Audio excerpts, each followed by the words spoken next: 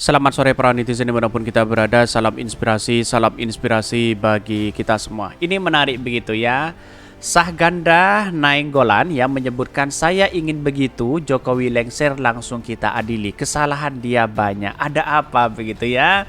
Ya, kita lihat bahwa cawi-cawi masalah copras-capres ya bisa main dua kaki begitu ya. Bisa kepada Pak Prabowo, bisa kepada Pak Ganjar.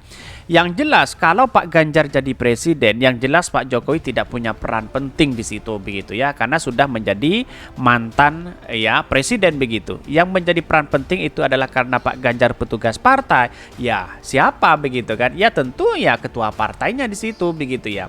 Pak Jokowi mah itu orang menjadi orang biasa begitu. Ketika Pak Jokowi mendukung Pak Prabowo jelas ya peran penting ya antara Jokowi dengan Pak Prabowo itu kental sekali di situ begitu. Artinya apa? Artinya bisa saja ya peran Pak Jokowi punya kepentingan luar biasa walaupun jadi mantan presiden dia bisa akan dilakukan oleh Pak Prabowo. Kira-kira kan seperti itu begitu ya. Bahkan ini menarik begitu. Kesalahan Pak Jokowi nanti setelah diadili setelah lengser bagaimana begitu. Jadi begini, saya menganalisis begini. Ketika Pak Jokowi sekarang sudah netral misalnya, posisi netral, bagaimana menjaga marwah citra itu agar masyarakat ya akan tetap menghormati sebagai mantan presiden begitu kan. Seharusnya Pak Jokowi di situ begitu kan. Dengan jangan cawi-cawi masalah politik sana sini begitu ya, pada akhirnya siapa kena juga begitu kan. Wajar kalau ada orang yang mengatakan ya kita langsung adili dan kesalahan dia banyak katanya begitu. Tapi mari kita baca terlebih dahulu komentar-komentar netizen seperti ini. Ini saya bacakan komentar-komentar netizen begitu ya. Sahganda Nainggolan, saya ingin bertemu Jokowi ya. Begitu Jokowi, saya ingin begitu Jokowi lengser langsung kita adili. Kesalahan dia banyak. Kesalahan dalam bidang apa dulu kan begitu logika kita begitu ya. Bersyukur saya sebagai rakyat Pak Jokowi karena semasa kepemimpinan beliau banyak orang-orang ya penjara orang ya uang rakyat dirogol. Pak Joni Plate bukan yang terakhir loh, masih ada susulan berikutnya yang lebih gede lagi. Silahkan begitu kan. Kita harus mendukung pemberantasan korupsi. Kita harus dukung ya orang-orang yang kemudian melakukan tindak pidana kepada orang-orang yang korupsi begitu kan. Itu saya apresiasi sekali begitu. Tetapi bukan berarti di era Pak Jokowi menterinya 5 saja sudah memainkan seperti itu begitu. Berarti artinya apa? Artinya untuk menseleksi menteri saja kurang jeli begitu ya. Ini langsung diborkol anak mantu adik ini harus menjadi agenda politik utama ya nanti dari Anies untuk memeriksa Jokowi dan keluarga serta kroni-kroni atas semua dukungan korupsi agar menjadi pembelajaran ke depan siapapun yang ingin menghancurkan bangsa ini akan mendapatkan balasan yang setimpal. Maju Indonesiaku. Jadi dalam artian edukasi begini ya. Kalau tanpa kesalahan, tanpa apapun, ngapain kita harus ya mengurus orang begitu kan ya, mencari-cari kesalahan orang begitu. Artinya apa? Artinya selama ini kalau tidak ada kesalahan sama sekali, ngapain kita harus melakukan itu begitu ya. Sama dengan orang-orang yang korupsi yang mengatakan bahwa saya tidak bersalah, padahal rekam jejaknya ada begitu. 2 alat bukti itu kan cukup begitu kan ya. Inilah yang kemudian sebagai seorang mantan presiden nanti kita harus hormati itu begitu kan. Karena pada hakikatnya juga memberikan kontribusi besar kepada bangsa kita. Kan begitu logikanya begitu. Ini orang apa ya yang ngomong kenapa kalau ada indikasi kesalahan presiden kok nunggu sampai masa akhir jabatan? Kalau orang cerdas kenapa enggak langsung aja saat ini? Betul juga begitu kan? Kemarin banyak kasus ramai sekali terkait dengan ijazah palsu begitu ya. Saya katakan sejak awal ya, kalau Pak Jokowi belum menunjukkan ijazah yang asli ya, lalu kemudian ini menjadi spekulasi, bahkan dijadikan rujukan. Tetapi kalau menunjukkan ijazah asli, maka terbantahkan semuanya begitu. Walaupun ada teman-teman Pak Jokowi memberikan klarifikasi itu begitu. Sebenarnya sudah cukup begitu kan. Tapi publik masih belum percaya terhadap itu begitu ya. Bahkan polarisasi itu jangan sampai dibangun kepada siapapun begitu ya. Dia harus ya oleh sebab itu jangan pilih presiden yang didukung ya biar presiden hukum keadilan berjalan ya. Bisa saja seperti itu, tapi mari kita baca terlebih dahulu ya beritanya seperti ini. Ini beritanya Sahganda Nainggolan ya, saya ingin begitu Jokowi lengser ya langsung kita adili kesalahan dia banyak. Apa kesalahannya? Tunjukkan dulu begitu kan, begitu logika kita begitu. Jangan sampai kita mengadili seseorang tanpa ada alat bukti kan begitu logika kita begitu kan. Karena Pak Jokowi juga memberikan sumbangsi kepada bangsa kita begitu. Kita harus pikirkan itu begitu ya. Mantan aktivis Saganda Nainggolan yang menginginkan agar Presiden Jokowi diadili usai menjabat sebagai kepala negara lantaran menurutnya orang nomor satu Indonesia dipunya banyak kesalahan. Kesalahannya apa? Kita tulis di situ begitu kan, biar tidak menjadi bola liar di masyarakat begitu. Seolah-olah dijastis Pak Jokowi salah dan sebagainya. Ya kita kalau ada kesalahan di situ baru kita menjastis itu. Saya hanya memberikan edukasi kepada siapapun begitu ya. Keinginan Saganda Nainggolan agar Jokowi diadili usai menjabat itu ia ungkapkan dalam video pembincangan dengan Leus Sungkarisma di kanal YouTube-nya Tionghoa itu seperti dilihat pada hari Selasa ya.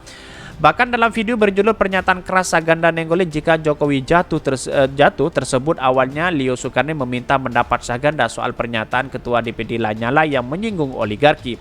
Kalau saya lihat videonya Pak Lanyala soal oligarki, saya kira Bung Saganda boleh memberikan penilaian supaya pemirsa tahu apa yang dikatakan Pak Lanyala Ketua DPD kita ya, kata Lius kepada Saganda.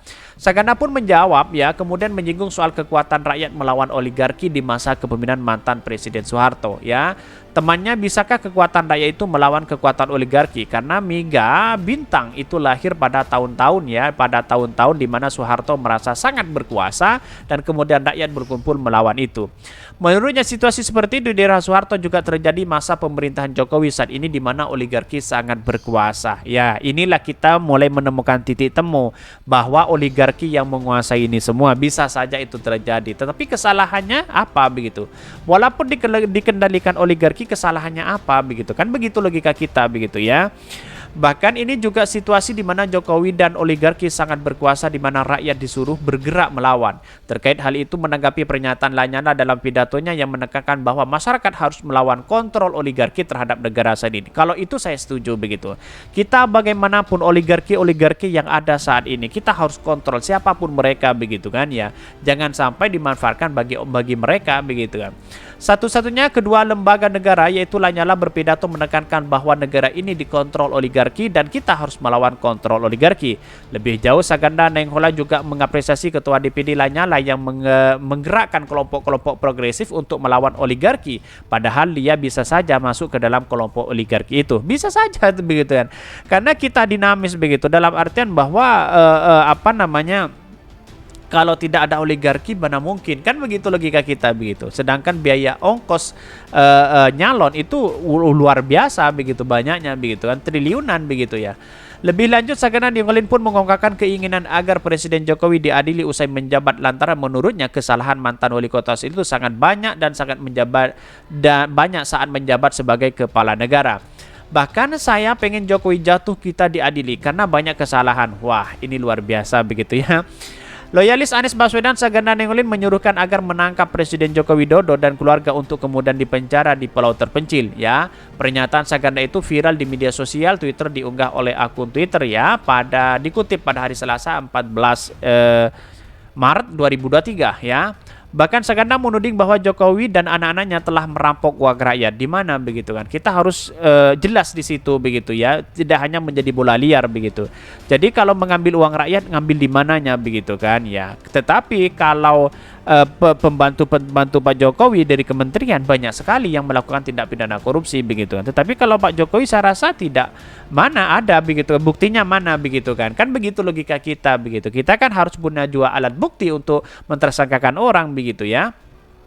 Jadi polarisasi yang dibangun kepada siapapun jangan ada begitu kan, kalau tanpa ada alat bukti. Kira-kira seperti itu begitu. Saya tidak mendukung siapa-siapa, tapi kami memberikan bahwa hal seperti itu tidak bisa, jangan menjadi bola liar begitu kan ya. Akhirnya banyak orang mengatakan dan bahkan mengambil kutipan-kutipan itu begitu kan, bahwa setelah lengser harus kita adili dan sebagainya. Kalau tidak ada dua alat bukti ngapain begitu kan.